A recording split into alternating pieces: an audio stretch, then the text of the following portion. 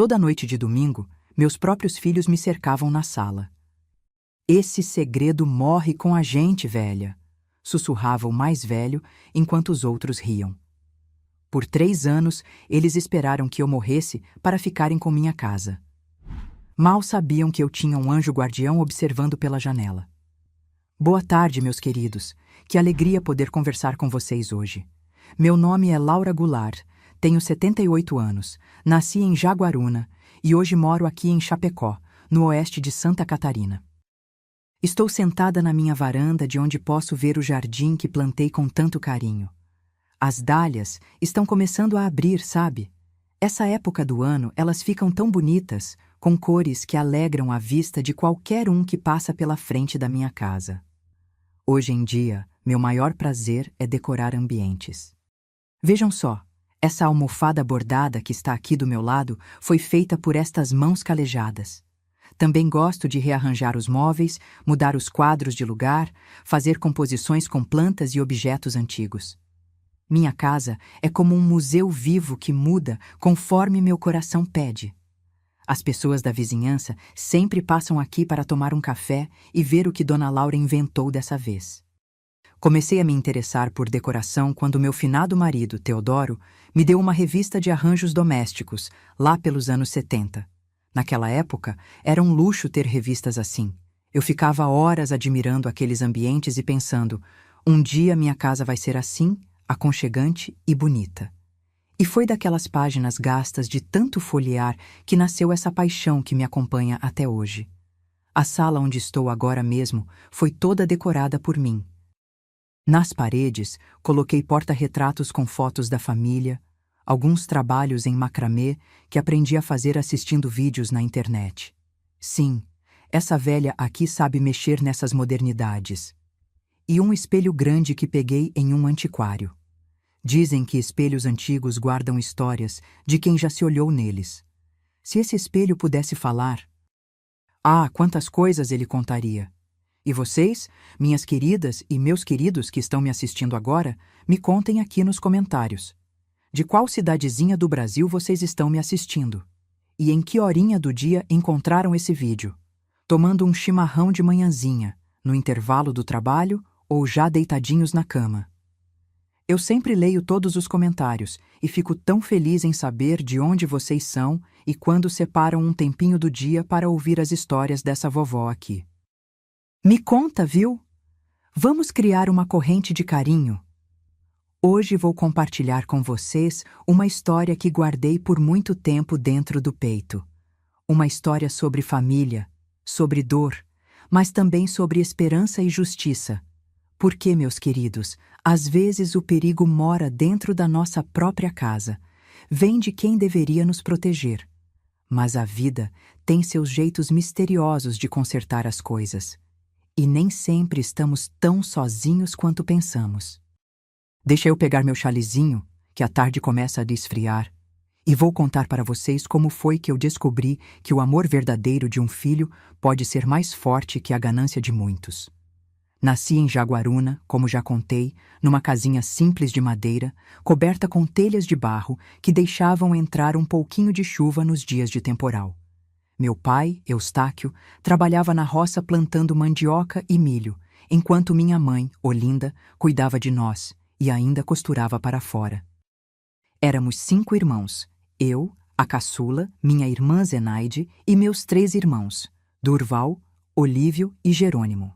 Dias de muito suor, mas também de muita união. Nossa casa ficava no final de uma estradinha de chão batido. O telhado, quando chovia, fazia aquele barulhinho que até hoje me embala nas noites de insônia. O chão era de terra batida, bem alisadinho pela vassoura de palha que mamãe passava todo o santo dia. As paredes eram de tábuas que deixavam frestas por onde o vento entrava assobiando, trazendo o cheiro do mato e, no inverno, um friozinho de cortar os ossos. Minha infância foi de pés no chão e mãos na massa. Aos 7 anos, já ajudava a mamãe a socar feijão no pilão, a lavar roupa na beira do riacho e a cuidar das galinhas no terreiro. Enquanto as meninas da cidade brincavam com bonecas de porcelana, eu fazia as minhas com espigas de milho, enfeitando com retalhos que sobravam dos trabalhos de costura da minha mãe.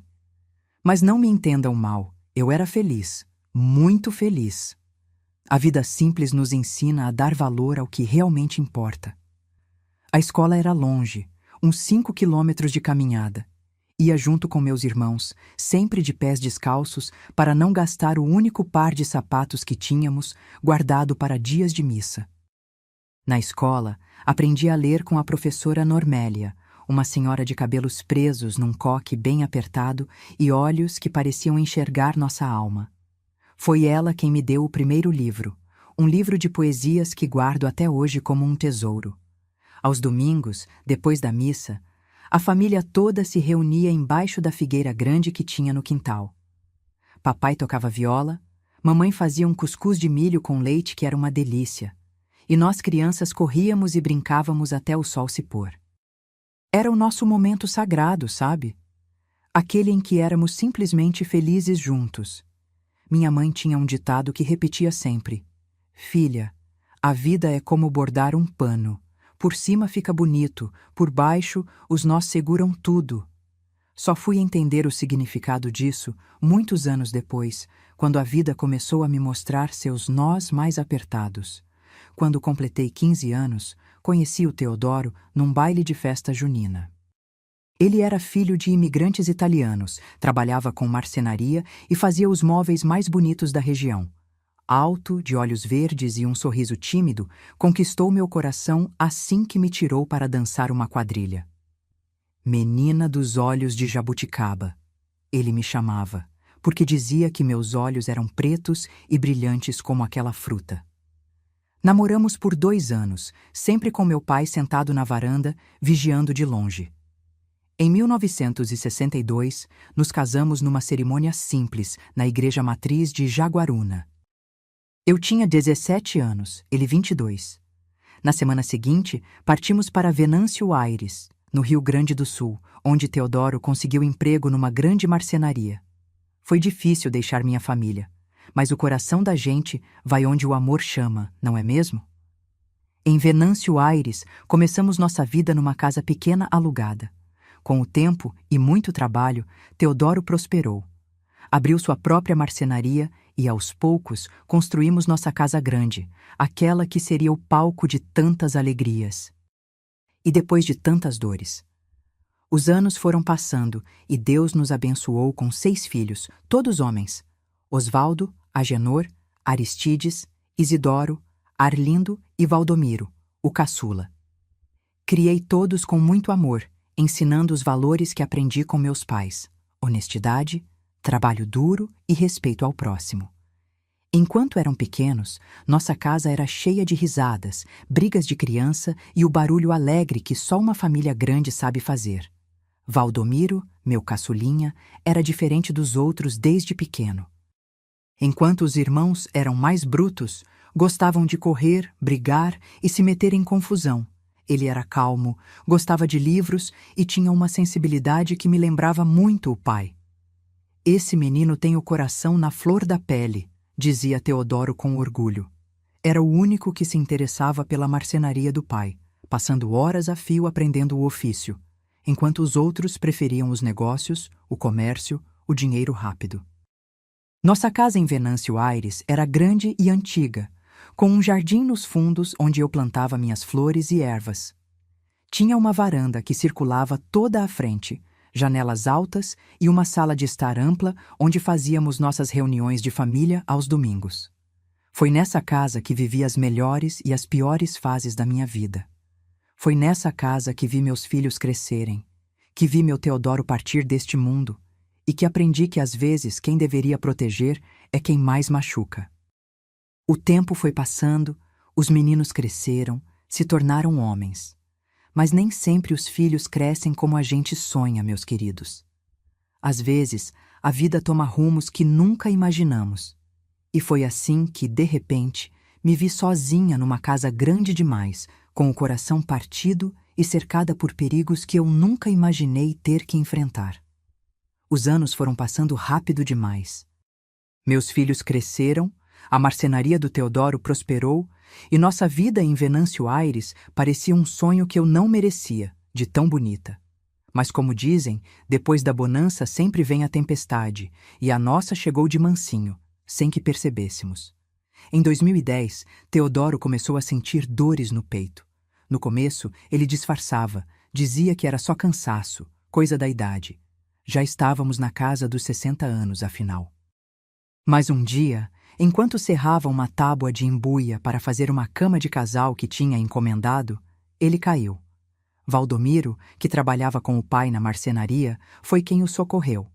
Nunca vou esquecer a expressão no rosto do meu caçula quando chegou em casa correndo, dizendo para eu ir rápido, que o pai tinha passado mal. No hospital, o diagnóstico foi duro. Problema no coração. Dona Laura, seu marido precisa de uma cirurgia urgente, disse o doutor Gumercindo, tirando os óculos e esfregando os olhos cansados.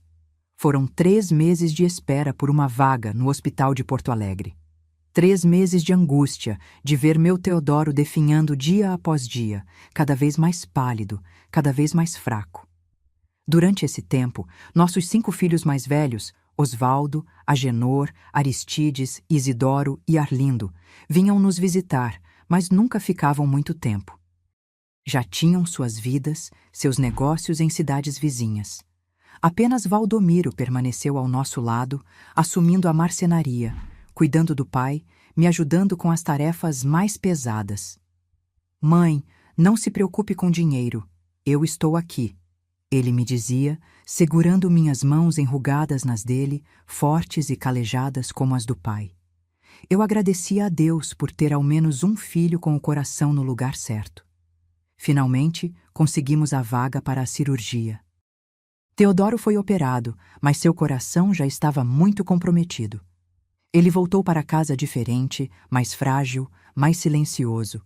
Passou a ficar mais tempo sentado na varanda, observando o movimento da rua, as crianças brincando, a vida que continuava sem pedir licença. Foi nessa época que percebi uma mudança nos meus outros filhos.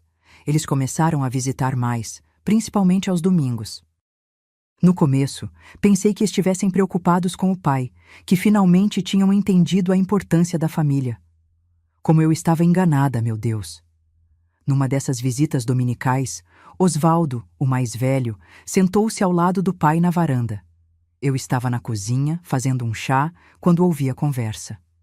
Pai, o senhor já pensou no que vai fazer com a casa e a marcenaria? Não é bom deixar as coisas sem resolver, sabe como é? O silêncio que seguiu aquelas palavras foi como um tapa na minha cara. Meu filho estava falando de herança com seu pai ainda vivo.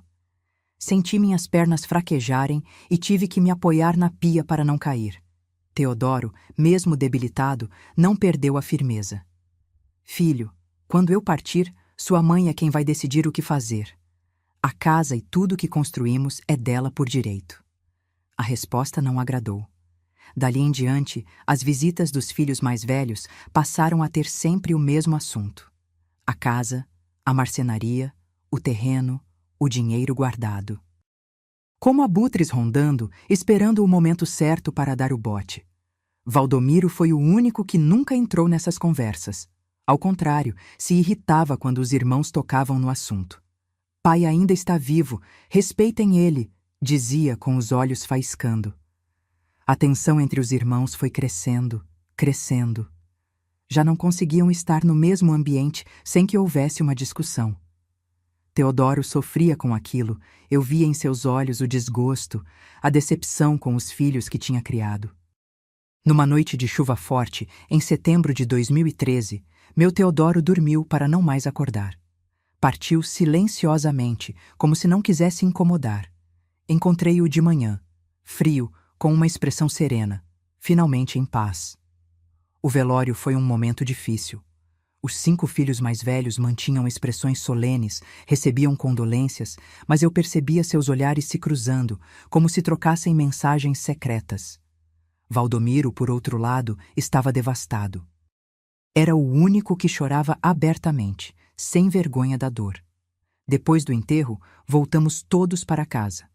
Chovia ainda. O céu cinzento parecia compartilhar nossa tristeza, ou pelo menos a minha e a de Valdomiro. Na sala, Osvaldo pigarreou e disse o que, eu percebi, já estava ensaiado. Mãe, Precisamos conversar sobre a casa e os negócios do pai. Não era possível. Meu marido acabara de ser enterrado e ele já queria falar de bens? Olhei para os outros 4, que assentiam concordando. Apenas Valdomiro se levantou, indignado. O pai de vocês não esfriou na sepultura e já querem dividir o que é dele? Que tipo de filhos são vocês? Agenor, o segundo mais velho, se aproximou do irmão caçula com um dedo em riste. Cala a boca, Valdomiro. Você sempre foi o queridinho, o protegido. Agora nós também temos direito à nossa parte. Que parte? Valdomiro gritou.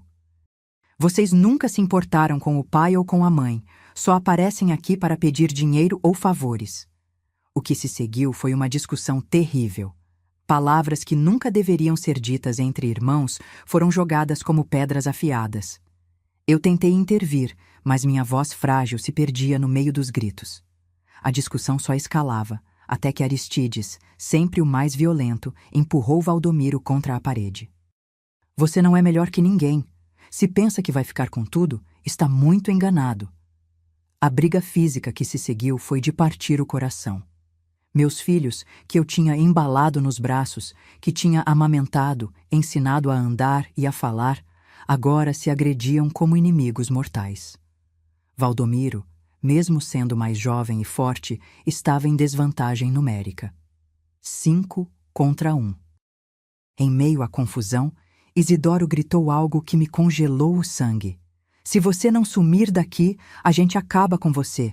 Ninguém vai sentir sua falta. Não era uma ameaça vazia. Eu vi nos olhos dos meus filhos mais velhos algo que nunca tinha visto antes. Um ódio cego, uma ganância que os transformava em pessoas que eu não reconhecia mais.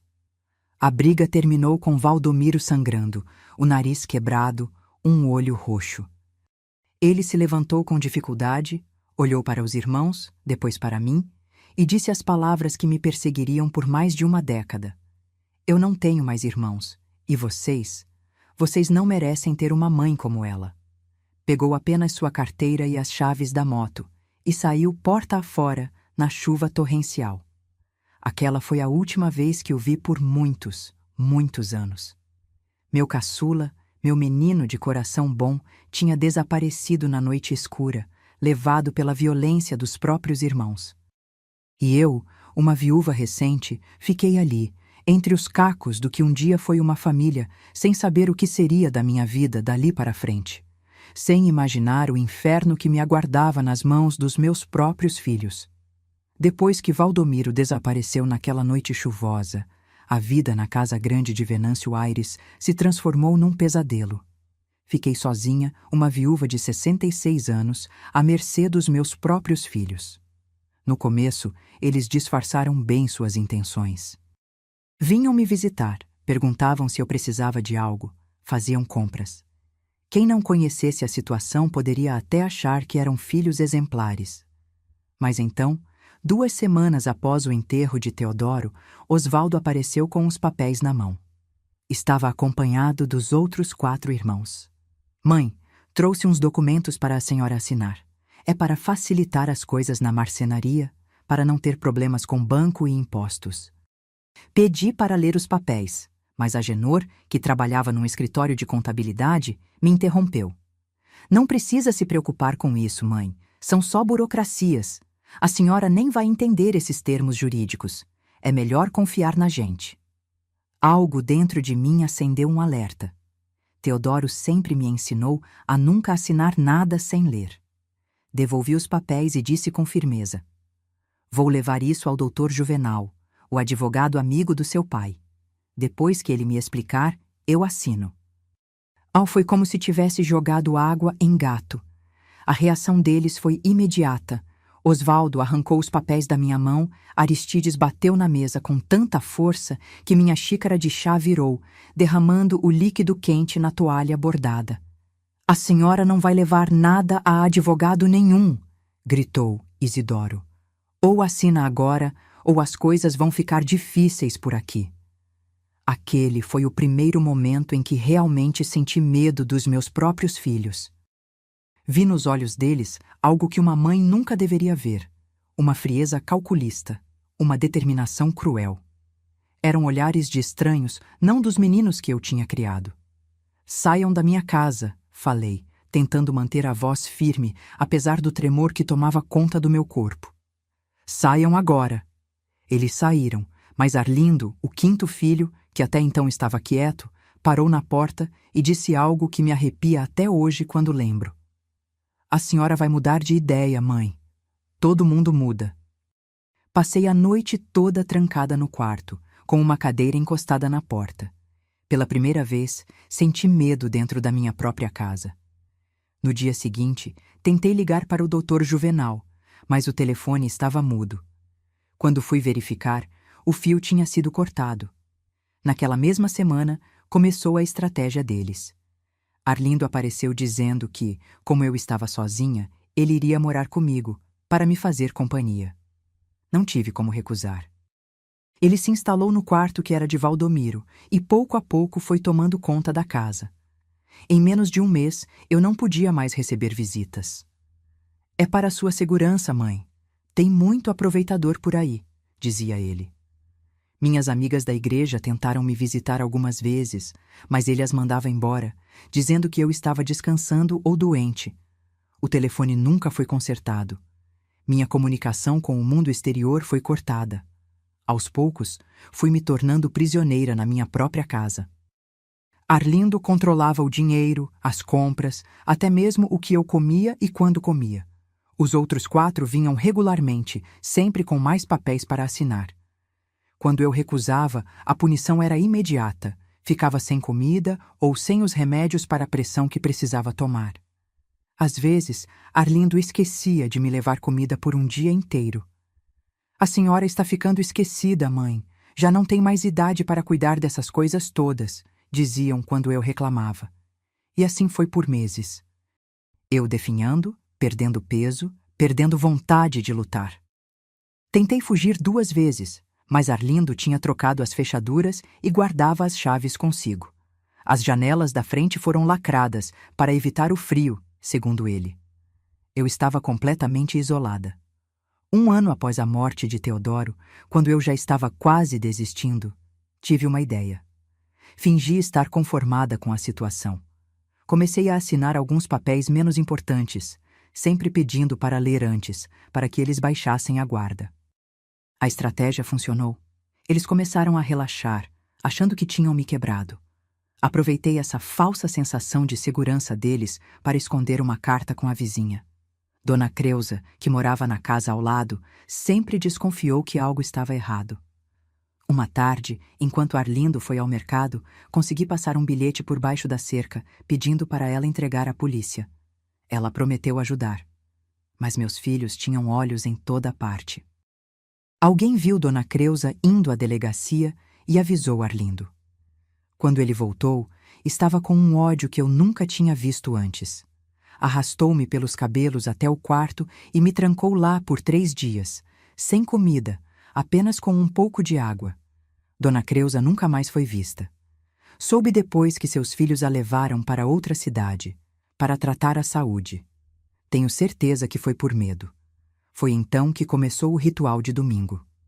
Todo domingo à tarde, os 5 se reuniam na minha casa. Osvaldo, Agenor, Aristides, Isidoro e Arlindo se sentavam na sala de estar, tomando café que eles mesmos faziam. Nunca me deixavam preparar nada, com medo que eu colocasse algo na bebida deles. Me traziam para a sala, me sentavam numa cadeira no centro e ali começavam o que chamavam de reunião de negócios. Era uma tortura psicológica sistemática. Cada um, por sua vez, me dizia o quanto eu estava sendo ingrata, o quanto estava atrapalhando a vida deles, como Valdomiro tinha fugido porque não aguentava mais me ver, como Teodoro havia morrido de desgosto por minha causa. A senhora acha que aquele marido inútil deixou alguma coisa? Foi nosso trabalho que construiu tudo isso, Aristides costumava gritar, apontando para as paredes da casa. Se não fosse por nós, a senhora estaria pedindo esmola na rua. As palavras eram como facas, cada uma cortando mais fundo que a anterior. Às vezes, não ficava só nas palavras. Quando eu respondia ou tentava me defender, Arlindo, que era o mais violento, vinha com o chinelo na mão. A senhora precisa aprender a respeitar os filhos. O chinelo estalava nas minhas pernas, nos meus braços, nas minhas costas. Um dia, quando tentei gritar por socorro, Aristides colocou um pano na minha boca enquanto os outros seguravam meus braços. O terror daqueles momentos nunca vou esquecer. Mas o pior de tudo, o que mais me machucava, era o final daquelas sessões de domingo. Quando já tinham se divertido o suficiente com minha humilhação, Osvaldo, o mais velho, sempre se inclinava para mim e sussurrava a mesma frase com um sorriso gelado. Esse segredo morre com a gente velha.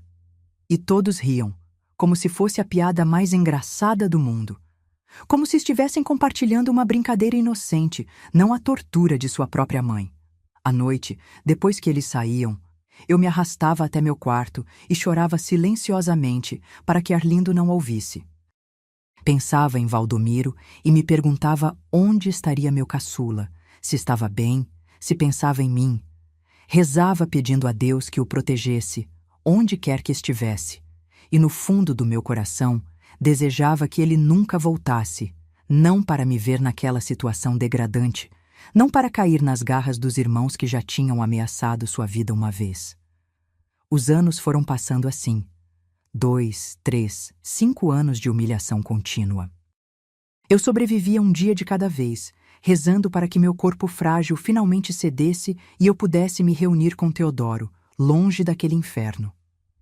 Em 2017, as coisas pioraram. Consegui ouvir uma conversa entre Osvaldo e Arlindo na varanda. Estavam falando sobre vender a casa e a marcenaria, que nesse ponto já estava praticamente abandonada. Só que havia um problema. Mesmo com os papéis que eu tinha assinado, para uma venda desse porte, precisavam da minha assinatura com firma reconhecida em cartório. E não podiam simplesmente me levar a um cartório no estado em que eu me encontrava, desnutrida, cheia de marcas, claramente maltratada. A velha não vai durar muito mais, disse Osvaldo. É só esperar.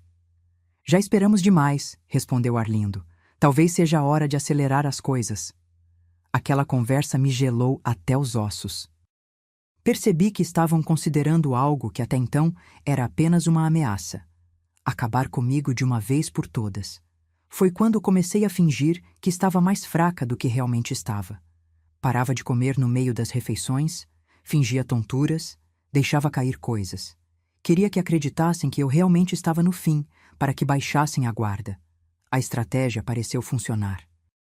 As reuniões de domingo ficaram menos violentas, não porque eles tivessem se tornado mais humanos, mas porque achavam que não valia mais a pena desperdiçar energia com alguém que logo não estaria mais ali. Mas, como dizem, a esperança é a última que morre. E a minha encontrou um novo fôlego no dia em que, limpando o porão a mando de Arlindo, encontrei uma velha caixa de fotografias. Entre elas, uma me chamou a atenção. Teodoro, eu e nossos 6 filhos ainda crianças, todos sorridentes. Virei a foto e vi um número de telefone anotado a lápis, com uma caligrafia que reconheci imediatamente. Era a de Valdomiro. Será que ainda seria o mesmo número depois de tantos anos? Será que meu filho ainda pensava em mim, ou tinha seguido sua vida, deixando para trás as memórias dolorosas? Guardei aquele número na memória, repetindo-o mentalmente como um mantra, esperando uma oportunidade. Eu não sabia quando ou como, mas aquele número poderia ser minha única esperança de salvação. E foi com essa pequena chama de esperança que continuei sobrevivendo, dia após dia, semana após semana, domingo após domingo, ouvindo sempre a mesma frase terrível ao final de cada sessão de tortura. Esse segredo morre com a gente, velha. Eles não sabiam, mas eu guardava dentro de mim a certeza de que aquele segredo não morreria comigo. Não enquanto houvesse um fio de esperança, não enquanto Valdomiro estivesse em algum lugar, vivo, talvez pensando na mãe que havia deixado para trás. Vou prosseguir com o bloco 4B, o ponto de ruptura. Bloco 4B, o ponto de ruptura. Aquele número de telefone encontrado no verso da foto virou minha âncora, meu fio de esperança. O desafio era encontrar uma forma de usar um telefone sem que meus carcereiros percebessem. Arlindo raramente saía de casa, e quando o fazia, levava o celular consigo. O telefone fixo continuava desconectado, um lembrete constante do meu isolamento. Durante meses, observei a rotina da casa com atenção renovada. Tinha percebido que às terças-feiras, Arlindo saía para encontrar os irmãos no bar do Quinzinho, onde discutiam seus negócios. Era o único momento em que eu ficava sozinha, mas ele sempre trancava portas e janelas antes de sair. Numa dessas terças, em janeiro de 2018, observei algo que me deu uma ideia. Estava um calor insuportável e, antes de sair, Arlindo abriu uma pequena janela do banheiro para a ventilação. Uma janela tão estreita que nem uma criança passaria por ela, mas grande o suficiente para o que eu planejava. Esperei que ele saísse e corri ao telefone da vizinha nova, Dona Eulália, que havia se mudado para a casa onde antes morava Dona Creusa. Eu a observava pela fresta da cortina, sempre cuidadosa e gentil com todos. Escrevi um bilhete curto. Por favor, me empreste seu celular por 5 minutos. É questão de vida ou morte. Passe-o pela janela do banheiro. Estou presa pelos meus próprios filhos. Laura, a vizinha. Dobrei o papel várias vezes, até formar uma pequena bolinha, e reunindo todas as minhas forças, arremessei-o pela janela do banheiro. Por um milagre, o papel caiu exatamente no varal de Dona Eulália, entre as roupas estendidas. As horas que se seguiram foram de pura agonia. E se ela não visse o bilhete? E se não acreditasse? E se contasse a Arlindo? Pior, e se o número não fosse mais de Valdomiro? No fim da tarde, quase desistindo de minha esperança, ouvi um suave assobio vindo da janela do banheiro. Corri o mais silenciosamente que pude, e lá estava a Dona Eulália, seus olhos cheios de preocupação, estendendo seu celular através da pequena abertura. 5 minutos, ela sussurrou. Estarei aqui esperando. Com as mãos trêmulas, disquei o número que havia decorado. 1, 2, 3 toques. Ninguém atendia. Meu coração apertou. No quarto toque, uma voz masculina respondeu, uma voz que, mesmo após tantos anos, reconheci imediatamente. Alô? Valdomiro? Minha voz saiu embargada, quase inaudível. Silêncio do outro lado. Então, um suspiro profundo. Mãe, é você? As lágrimas vieram em cascata. Era ele. Meu filho estava vivo. Filho, me escute bem, não tenho muito tempo. Falei rapidamente. Estou presa na casa. Seus irmãos... Eles me maltratam, querem ficar com tudo, estão planejando. Não consegui terminar. A emoção era forte demais, as palavras engasgavam. Mãe, calma, eu já sei de tudo. Aquela frase me pegou de surpresa. Como assim? Eu nunca fui embora de verdade, explicou ele. Fiquei em Lajeado, a menos de 1 hora daí. Sempre mantive contato com alguns conhecidos que me contavam como a senhora estava. Sabia que algo estava errado, mas não tinha provas, e eles são 5 contra 1. Por que não voltou? A pergunta escapou antes que eu pudesse contê-la. Porque eles me matariam, mãe. Você ouviu o que disseram naquela noite. E então, o que seria da senhora? Eu precisava encontrar outra maneira. Ouvi o barulho distante de um carro. Arlindo poderia estar voltando. Não tenho muito tempo. O que fazemos agora? Eu tenho um plano, disse Valdomiro com uma firmeza que lembrava seu pai. Já conversei com a polícia aqui, mas eles disseram que precisam de provas, de um flagrante. Escute com atenção. Ele me explicou rapidamente o que deveríamos fazer. Era arriscado, mas possível. O próximo domingo seria a oportunidade perfeita, quando todos os 5 estariam reunidos para sua sessão habitual. Consegue aguentar até domingo, mãe? Aguentei por mais de 4 anos, filho. Posso aguentar mais alguns dias. Domingo, então, estarei lá fora, na janela grande da sala, às 4 da tarde.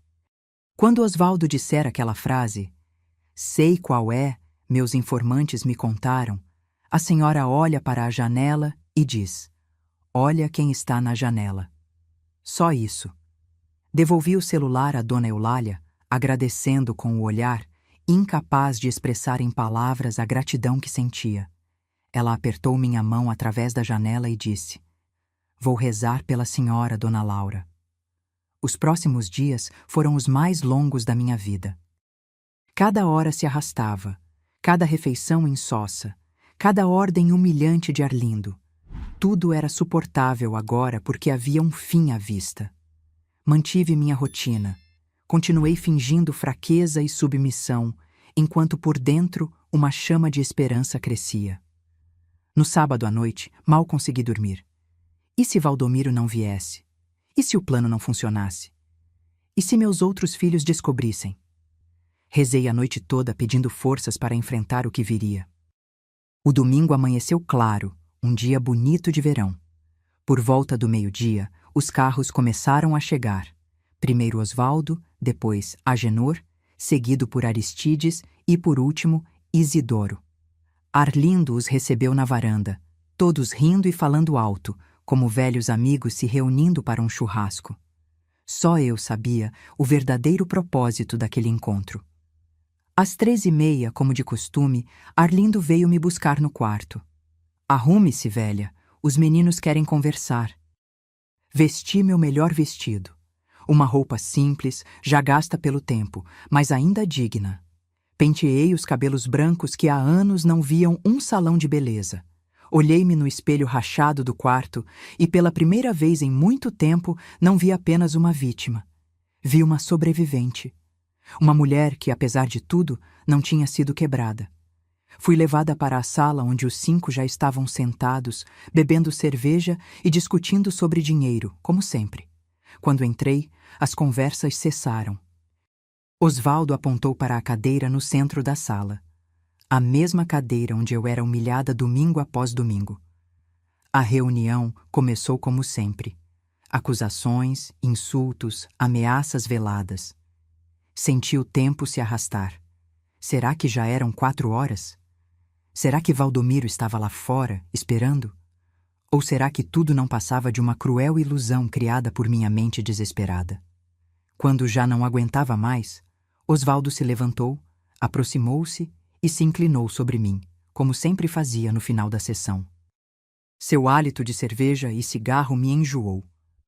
"Acho que a senhora finalmente entendeu seu lugar, não é? Está quase na hora de assinar aqueles papéis do cartório. A casa vai ser vendida, querendo ou não." Mantive o olhar fixo na janela atrás dele. As cortinas estavam fechadas, mas uma leve brisa as movia suavemente. "Não vai dizer nada? Melhor assim. Só me escute bem." Ele continuou, baixando ainda mais a voz para o sussurro ameaçador que eu conhecia tão bem. "Esse segredo morre com a gente, velha." Os outros 4 riram, como sempre faziam. Era o momento que eu esperava. Com uma coragem que não sabia que ainda possuía, levantei os olhos para Osvaldo e, com voz clara e firme, uma voz que não usava há anos, disse: "Olha quem está na janela." A princípio, eles não reagiram. Osvaldo chegou a sorrir, achando que era algum tipo de delírio da minha parte. Mas então Agenor, que estava de frente para a janela, olhou na direção que eu apontava. Sua expressão mudou instantaneamente, o rosto empalidecendo como se tivesse visto um fantasma. "O que foi?" perguntou Aristides, virando-se também. Um a um, eles se viraram para a janela. As cortinas finas agora revelavam uma silhueta. A silhueta de um homem que observava a cena de fora. Não qualquer homem. Era Valdomiro, que eles pensavam estar morto ou desaparecido para sempre.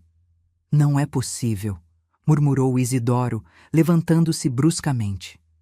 Arlindo foi o primeiro a reagir. Correu até a janela e abriu as cortinas com violência.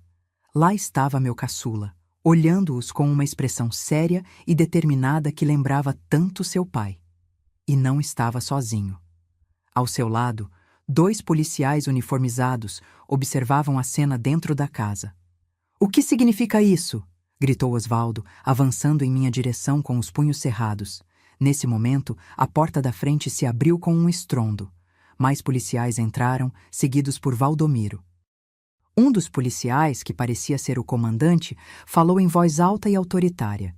Todos parados onde estão. Temos uma denúncia de cárcere privado e maus tratos contra Dona Laura Goulart.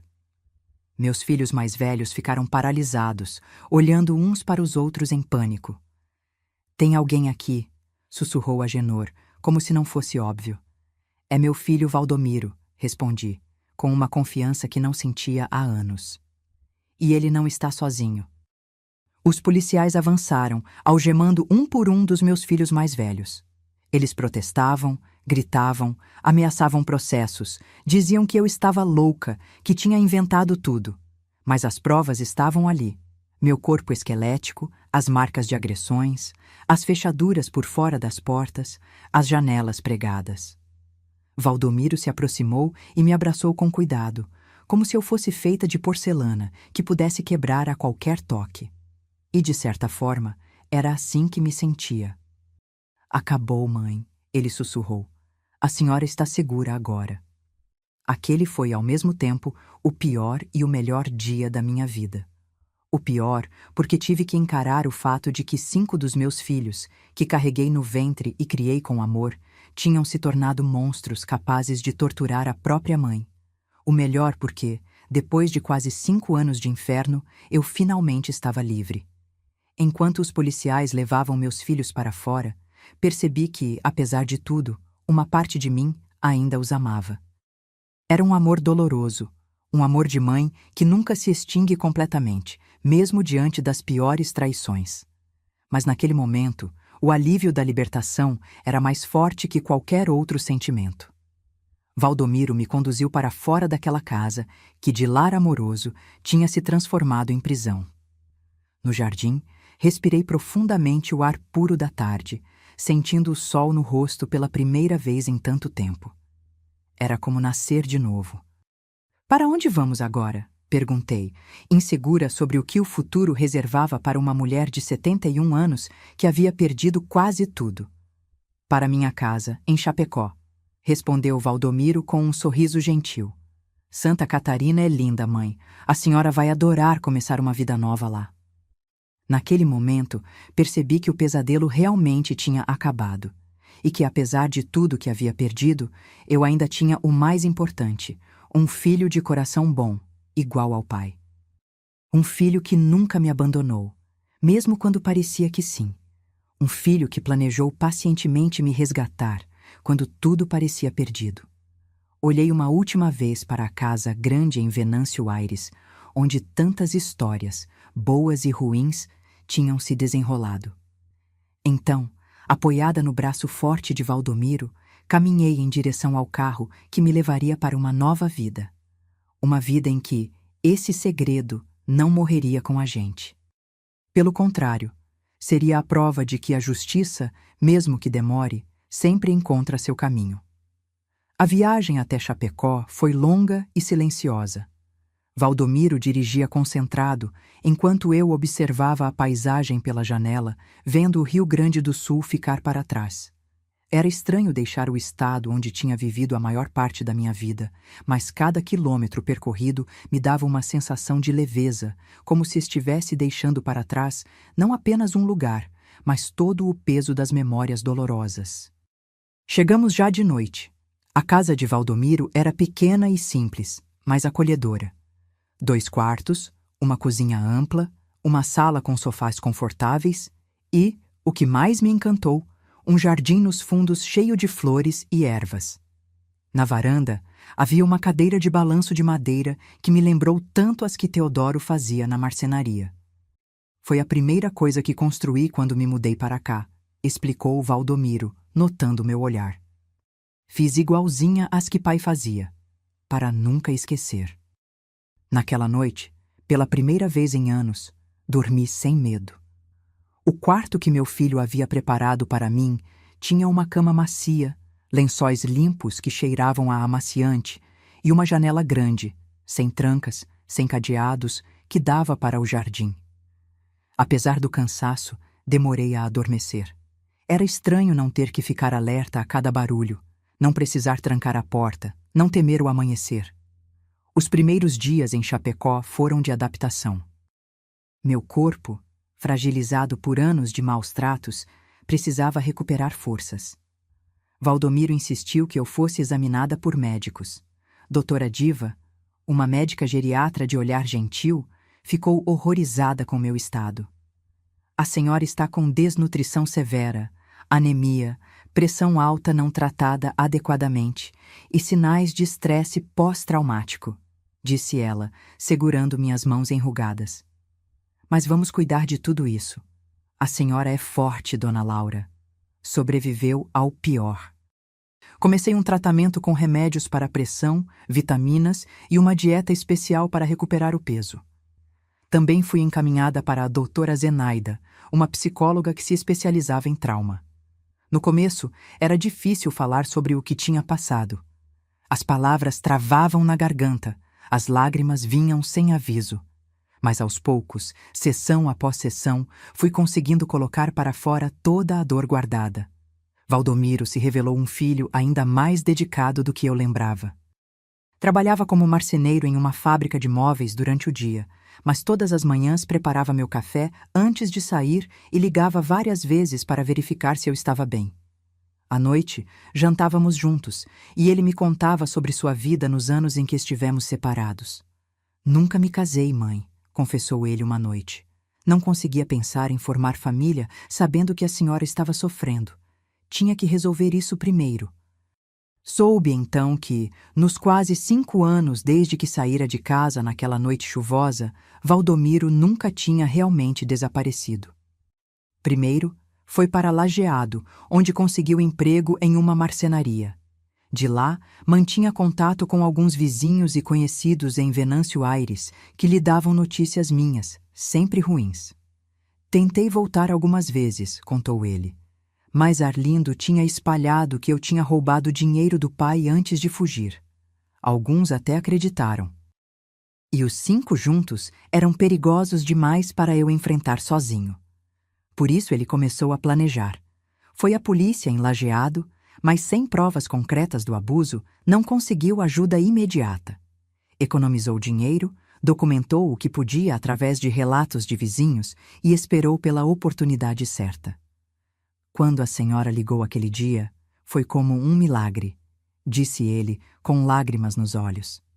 Eu já estava quase desistindo, pensando que talvez fosse tarde demais.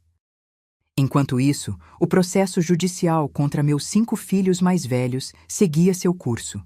Fui chamada para depor, para contar em detalhes os anos de abuso. Foi uma das coisas mais difíceis que já fiz na vida.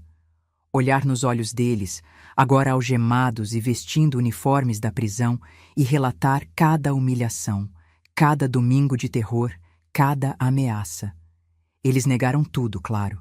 Disseram que eu estava senil, que inventava histórias, que Valdomiro tinha me manipulado para ficar com a herança. Mas as provas eram muitas. Meu estado físico, os depoimentos dos vizinhos, as fechaduras pelo lado de fora das portas, as janelas pregadas, o telefone cortado.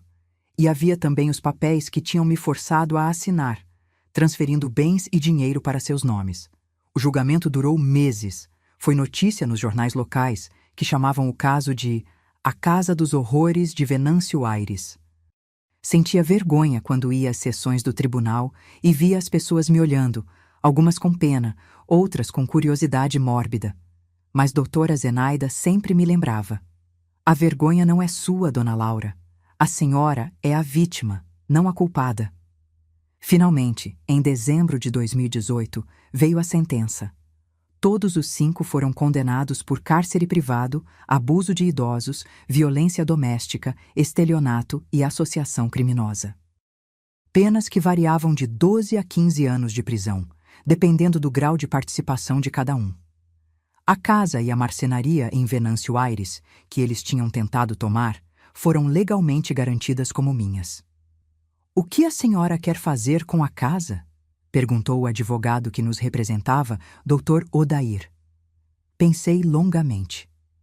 Aquela casa guardava memórias preciosas de quando Teodoro era vivo e nossos filhos ainda eram crianças inocentes, mas também guardava o horror dos últimos anos. Cada cômodo, cada móvel me lembraria do que passei. "Quero vender", decidi finalmente, e doar metade do dinheiro para uma instituição que cuide de idosos vítimas de violência. O restante será para garantir meu sustento e o futuro de Valdomiro, o único filho que honrou o nome do pai. Assim foi feito. A casa foi vendida por um bom valor, que nos permitiu viver com conforto. Valdomiro pôde sair do emprego na fábrica e abrir sua própria marcenaria em Chapecó, realizando o sonho que compartilhava com o pai. Quanto a mim, a recuperação foi lenta, mas constante. O corpo respondeu bem aos tratamentos, e aos poucos fui recuperando o peso, a cor no rosto, o brilho nos olhos. A mente demorou mais, os pesadelos vinham frequentes, acordava muitas vezes gritando, achando que estava de volta àquela cadeira no centro da sala. Valdomiro vinha correndo, me acalmava, ficava ao meu lado até que eu voltasse a dormir. Nas sessões com doutora Zenaida, aprendi técnicas para lidar com o trauma, para não deixar que o passado contaminasse meu presente.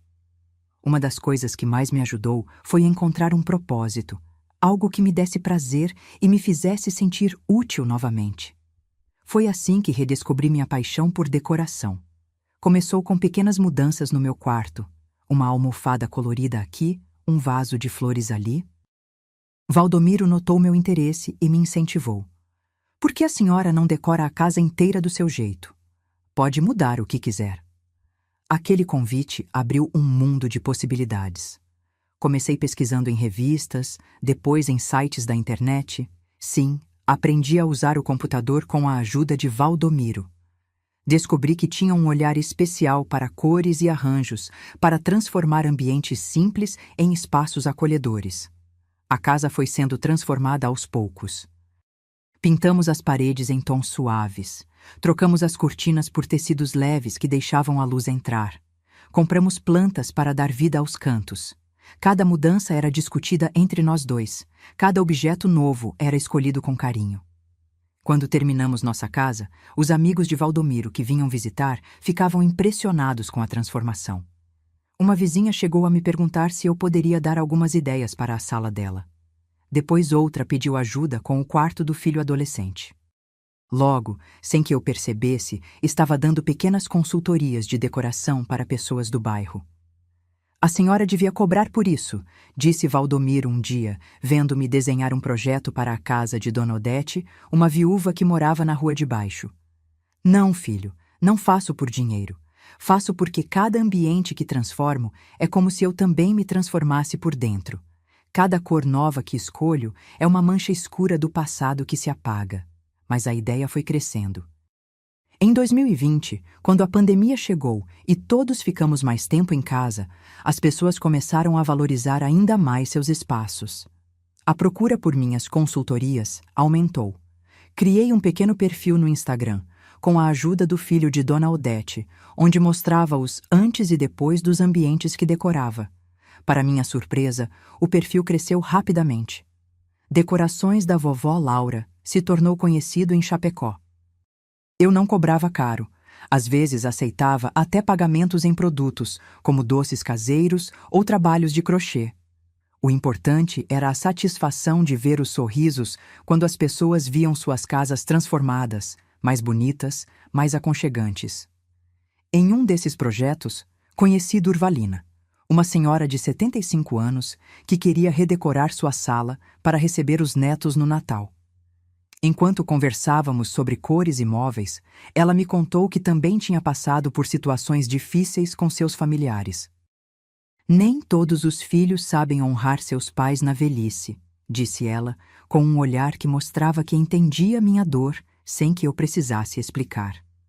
Durvalina se tornou uma amiga querida e, através dela, conheci outras senhoras da comunidade. Formamos um pequeno grupo que se reunia uma vez por semana para tomar chá, trocar receitas e, principalmente, compartilhar histórias. Ali, entre iguais, pude falar abertamente sobre meu passado sem medo de julgamentos. E descobri que não estava sozinha. Outras também carregavam cicatrizes invisíveis de abusos e abandonos. Juntas, decidimos criar um projeto maior. Um grupo de apoio oficial para idosos vítimas de violência familiar. Com a ajuda do Centro de Referência do Idoso de Chapecó e o apoio de profissionais voluntários como a doutora Zenaida, o grupo cresceu e se tornou um espaço seguro onde pessoas como eu podiam encontrar acolhimento e orientação. Enquanto isso, os anos na prisão foram transformando meus outros filhos de maneiras diferentes. Osvaldo e Aristides, os mais agressivos, nunca demonstraram arrependimento. Arlindo e Isidoro, após 2 anos encarcerados, escreveram cartas pedindo perdão, mas senti que eram mais motivadas pela esperança de redução de pena do que por genuíno remorso. Apenas Agenor parecia verdadeiramente arrependido. Suas cartas eram longas, detalhadas, cheias de lembranças da infância e reconhecimento do mal que tinha feito. Respondi apenas à carta de Agenor. Foi difícil encontrar as palavras certas, o equilíbrio entre o perdão e a justiça. Escrevi, apaguei, reescrevi várias vezes, com o apoio de doutora Zenaida. No final, a mensagem era simples. Eu o perdoava como mãe, mas isso não significava esquecer ou aceitar o que ele tinha feito. Ele precisava cumprir sua pena, e talvez no futuro, quando estivesse verdadeiramente regenerado, poderíamos tentar reconstruir algum tipo de relação. Essa decisão de perdoar, mesmo com ressalvas, foi libertadora.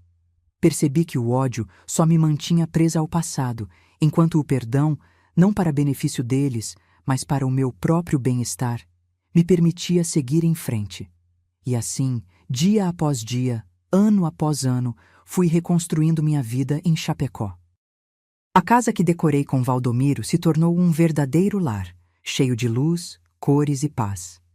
Meu trabalho com decoração, mesmo modesto, me dava propósito e alegria. O grupo de apoio crescia, ajudando outras pessoas a encontrarem sua voz e sua força. Em 2022, recebi uma notícia que me balançou. Agenor, depois de 4 anos de prisão exemplar, tinha conseguido progressão para o regime semiaberto. Ele me escreveu, perguntando se poderia me visitar quando tivesse autorização para sair temporariamente. Consultei Valdomiro, consultei doutora Zenaida e, principalmente, escutei meu coração. Decidi que sim, receberia Agenor. Não em nossa casa, ainda não estava pronta para isso, mas em um local público, um café no centro de Chapecó. Valdomiro insistiu em estar presente, não por desconfiança do irmão, mas para me dar apoio emocional. O reencontro aconteceu em um dia ensolarado de primavera. Agenor estava mais magro, os cabelos grisalhos, os olhos carregando o peso da culpa e do arrependimento. Quando me viu, chorou como uma criança. Não nos abraçamos. Esse gesto ainda parecia íntimo demais, mas apertamos as mãos. Era um começo, pequeno, frágil, mas um começo. Obrigado por me receber, mãe, ele disse, a voz embargada. Sei que não mereço seu perdão, mas vou passar o resto da minha vida tentando me redimir. Conversamos por quase 2 horas. Ele me contou sobre a vida na prisão, sobre o curso de marcenaria que estava fazendo. Uma homenagem ao pai, disse ele, e sobre os planos para quando saísse definitivamente. Eu falei sobre minha nova vida, sobre a decoração, sobre o grupo de apoio. Valdomiro, inicialmente tenso, foi relaxando aos poucos, até mesmo compartilhando algumas histórias da marcenaria. Quando nos despedimos, senti uma mistura de emoções. Tristeza pelo que poderia ter sido, alívio por ter conseguido enfrentar esse momento e uma pequena, tímida esperança de que, talvez, um dos meus filhos perdidos pudesse encontrar o caminho de volta. Voltei para casa naquele dia com uma certeza renovada. A vida, mesmo depois dos maiores traumas, sempre oferece chances de recomeço. O segredo é ter a coragem de aceitá-las, um dia de cada vez. E foi assim que, aos 75 anos, me vi completamente transformada. Da mulher quebrada que chegou a Chapecó em 2018, quase sem esperanças, surgiu uma nova Laura. Forte, resiliente, capaz de ajudar outros e de encontrar beleza mesmo nos lugares mais improváveis. Como dizia minha mãe Olinda, enquanto há vida, há tempo para florescer. Hoje, minha vida em Chapecó é tão diferente daqueles anos sombrios que às vezes me pergunto se não foi tudo um pesadelo. Minha rotina começa cedo. Velhos hábitos nunca morrem. Às 6 da manhã, já estou de pé, preparando um chimarrão para tomar na varanda, enquanto observo o nascer do sol pintar o céu de rosa e dourado. Nossa casa, antes tão simples, agora reflete tudo o que aprendi sobre decoração. Cada canto tem um significado, uma história. Na sala, mantemos apenas uma peça de Venâncio Aires, a cadeira de balanço que Teodoro fez quando Valdomiro nasceu. Toda restaurada, agora simboliza não o passado doloroso, mas a continuidade do talento e do amor que transcendeu gerações. Valdomiro mora comigo, mas tem seu próprio espaço nos fundos do terreno, uma pequena casa que construiu com as próprias mãos. Sua marcenaria prospera, especializada em móveis artesanais que lembram o estilo do pai, mas com um toque moderno que atrai clientes de toda a região. Ele ainda é solteiro, mas há alguns meses começou a namorar Iracema, uma professora de artes da escola local. Quando os vejo juntos no domingo, compartilhando o almoço que preparo com tanto carinho, meu coração se enche de uma alegria que achei que nunca mais sentiria. Decorações da vovó Laura deixou de ser apenas um hobby para se tornar minha missão. 2 vezes por semana, recebo clientes em um pequeno escritório que montamos na garagem convertida. São principalmente idosos que, como eu, buscam trazer mais luz e vida para seus lares. Não cobro muito. Alguns pagam com bolos caseiros ou trabalhos manuais. O importante é a troca, o sentimento de utilidade, de contribuir para a felicidade alheia. A senhora transformou minha casa num lugar onde quero passar minhas últimas décadas. Me disse seu Ananias, um viúvo de 82 anos, depois que mudei completamente sua sala escura e deprimente num espaço cheio de cores e recordações de família. Nas quartas-feiras, o grupo de apoio aos idosos se reúne no centro comunitário. De vítima, me tornei conselheira. Compartilho minha história sem vergonha, mostrando minhas cicatrizes emocionais como medalhas de sobrevivência. Se eu conseguir sair daquele inferno e reconstruir minha vida aos 71 anos, vocês também podem, digo sempre. E vejo nos olhos daquelas pessoas a mesma chama de esperança que um dia Valdomiro reacendeu nos meus. Ano passado, fui convidada a dar uma palestra na Semana do Idoso. Tremia dos pés à cabeça quando subi no palco. Mas quando comecei a falar, as palavras fluíram como água de nascente. Contei sobre o abuso, sobre o resgate, sobre a reconstrução. Ao final, a sala inteira estava de pé, aplaudindo com lágrimas nos olhos. Uma jovem assistente social veio me abraçar. "Sua história salvou minha avó", disse ela. Depois de ouvir seu relato no rádio, ela finalmente teve coragem de denunciar o filho que a maltratava. Quanto aos meus outros filhos, a vida seguiu seus cursos inevitáveis. Osvaldo e Aristides continuam na prisão, recusando-se a reconhecer seus erros. Arlindo faleceu ano passado de um ataque cardíaco na penitenciária. Isidoro cumpre pena em regime semiaberto e tenta contato ocasional através de cartas, às quais respondo com palavras educadas, mas distantes.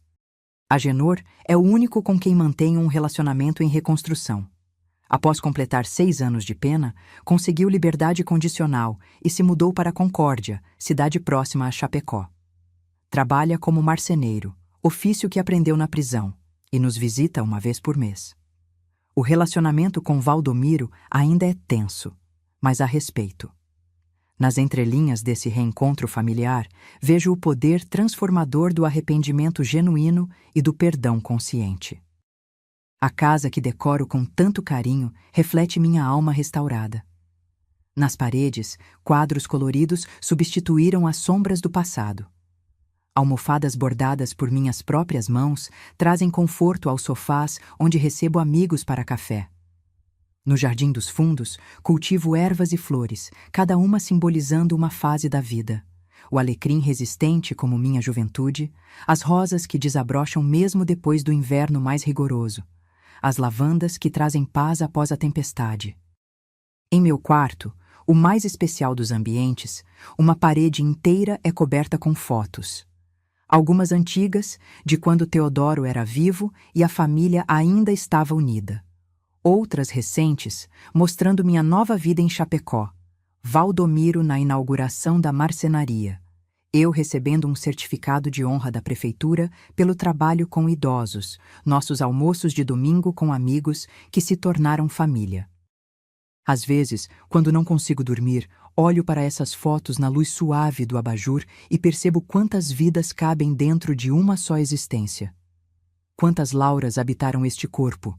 A menina de Jaguaruna, a jovem esposa em Venâncio Aires, a mãe orgulhosa, a viúva prisioneira e agora, finalmente, a vovó decoradora de Chapecó, livre e em paz. As marcas do passado nunca desaparecem completamente.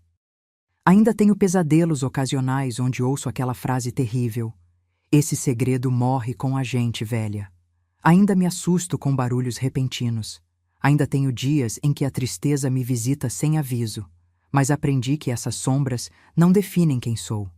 São apenas parte da minha história, não seu capítulo final. Como digo às senhoras do grupo de apoio, nossas rugas e cicatrizes não são marcas de fraqueza, mas mapas que mostram os caminhos de nossa força. Hoje, aos 78 anos, sentada na varanda da minha casa em Chapecó, vendo o jardim que plantei florescer, escutando Valdomiro trabalhar na oficina ao fundo, sinto uma gratidão profunda pela segunda chance que a vida me deu. Não é uma existência perfeita, nenhuma é, mas é minha. Uma vida reconstruída tijolo por tijolo, cor por cor, sonho por sonho. E quando as pessoas me perguntam qual é o segredo para seguir em frente depois de tanto sofrimento, respondo com as palavras que se tornaram meu lema. A vida é como decorar uma casa após um incêndio. Você não pode salvar tudo, mas pode construir algo novo e bonito com o que restou. Meus queridos, que me acompanharam até aqui, nessa jornada de dor e renascimento, quero deixar com vocês não apenas uma história, mas um farol de esperança para quem ainda vive nas sombras do medo. Aprendi que a idade não define nossa força, mas sim nossa capacidade de recomeçar cada dia. Quando me vi presa naquela casa, aos 67 anos, pensei que minha vida tinha acabado. Mas aos 71, renasci. E hoje, aos 78, floresço como nunca imaginei ser possível. As paredes que nos prendem nem sempre são de tijolos. Às vezes, são construídas por aqueles que deveriam nos proteger. Se você está cercado por muros de abuso, saiba que existe uma janela em algum lugar. Uma janela por onde a liberdade pode entrar, como entrou na minha vida naquele domingo decisivo. Minhas rugas são mapas de sobrevivência. Cada uma conta uma história de dor superada. Quando decoro uma casa, estou na verdade decorando almas, mostrando que os ambientes escuros podem ser transformados, assim como nossas vidas. Descobri que minha voz, mesmo trêmula, tem poder quando decido usá-la. Por anos fiquei em silêncio, sufocada pelo medo e pela vergonha. Hoje, essa mesma voz que mal sussurrava em Venâncio Aires, ecoa em palestras e grupos de apoio, tocando corações e salvando vidas. A vida me ensinou que até na escuridão mais profunda, nossa luz interior nunca se apaga. Mesmo quando meus filhos apagavam as luzes da casa para me aterrorizar, havia uma chama inextinguível dentro de mim. A mesma que Valdomiro viu pela janela e que me manteve viva até o resgate. Nunca permiti que minha dignidade fosse roubada, mesmo quando tentaram levar tudo de mim. Eles podiam controlar meu corpo, mas meu espírito permanecia livre, planejando, esperando, acreditando em dias melhores. Se você conhece alguém que está passando pelo que passei, não desvie o olhar. Muitas vezes, tudo que um idoso em situação de abuso precisa é de alguém que acredite, que veja além da fachada de normalidade que as famílias abusivas constroem. Procure ajuda. Em cada cidade, existem órgãos de proteção ao idoso, delegacias especializadas, grupos de apoio. Não existe vergonha em pedir socorro. A vergonha deve ser de quem abusa, não de quem sofre. Aos filhos e filhas que cuidam de seus pais idosos com amor e respeito, Vocês são como meu Valdomiro, anjos que honram o sacrifício daqueles que lhes deram a vida. Saibam que há uma bênção especial reservada para quem rega as raízes de sua própria árvore. E a você que está preso em uma situação que parece sem saída, ouvindo que esse segredo morre com vocês, eu digo: segredos escuros não suportam a luz do dia. Exponha-os, mesmo que sua voz trema, mesmo que pareça impossível, mesmo que ninguém acredite no começo. A verdade tem seu próprio poder, e mais cedo ou mais tarde encontra seu caminho. Acredite no amanhecer, mesmo durante a noite mais longa. Eu esperei quase 5 anos pelo meu. Valeu cada minuto de espera quando vi o rosto do meu caçula naquela janela, trazendo consigo a justiça e a liberdade. Inscrevam-se no canal e ativem o sininho para receberem mais histórias de superação que podem ajudar a salvar vidas. Cada inscrição é um grito contra o silêncio que protege os agressores. E deixem nos comentários a palavra janela. Quem assistiu até aqui entenderá o significado. Será nosso código secreto um lembrete de que, como na minha história, a salvação às vezes aparece quando olhamos para o lugar certo, na hora certa. O tempo não cura todas as feridas, mas nos ensina a viver com elas e ainda assim sorrir. Hoje, quando decoro uma casa, transformando espaços sombrios em lares cheios de luz, estou na verdade recontando minha própria história. A de uma velha casa em Venâncio Aires, onde o terror reinava, transformada em um lar amoroso em Chapecó, onde a vida floresce em cada canto. Faça isso agora. Não espere nem mais um minuto, porque enquanto falamos aqui, alguém está vivendo o pesadelo que eu vivi, esperando que uma mão amiga abra a janela que leva à liberdade.